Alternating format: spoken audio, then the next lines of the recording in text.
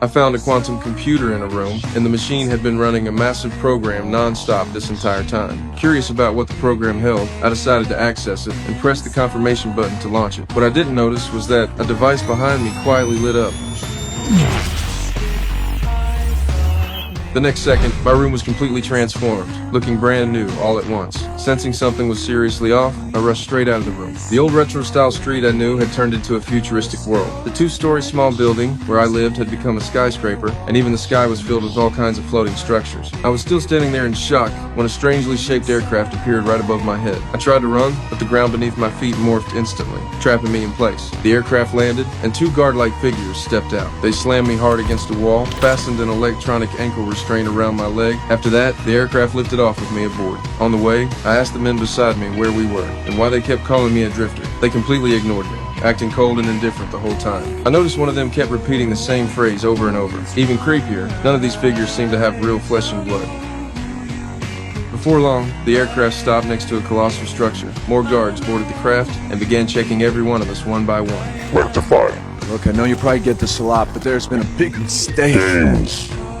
They called me over to a circular platform and locked my ankles again. Right after that, the platform started dropping at high speed. I soon arrived in a vast empty chamber. Hatches along the walls slid open, and four women stepped out. They were the facility's attendants. They stretched out their fingers and stripped my clothes right off my body. Then they fitted armor plating to my body. The armor extended automatically, covering me entirely in a glowing white suit. They treated me like I was nothing more than a program and attached an identity disc to my back. I had absolutely no idea what was going to happen next. My heart sank as they led me back into the craft, and my ability to move was restored. Just then, a door up ahead swung open, and it was clear that this was where the game times took place. A flash of light swept over me, and I was transported to something like an arena, surrounded by countless rowdy, hyped-up spectators. I'd been assigned to combat Platform 8. Watching the other fights unfold nearby, I finally figured out the rules. The so-called disc battle was simple. You used the identity disc on your back to eliminate your opponent. I realized players could use the arena's terrain to their advantage in combat.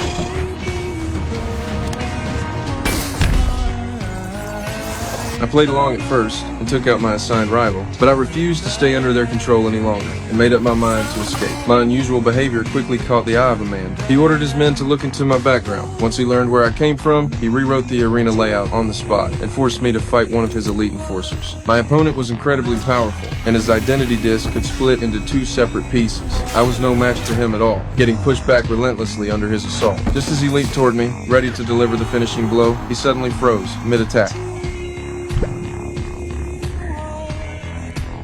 User.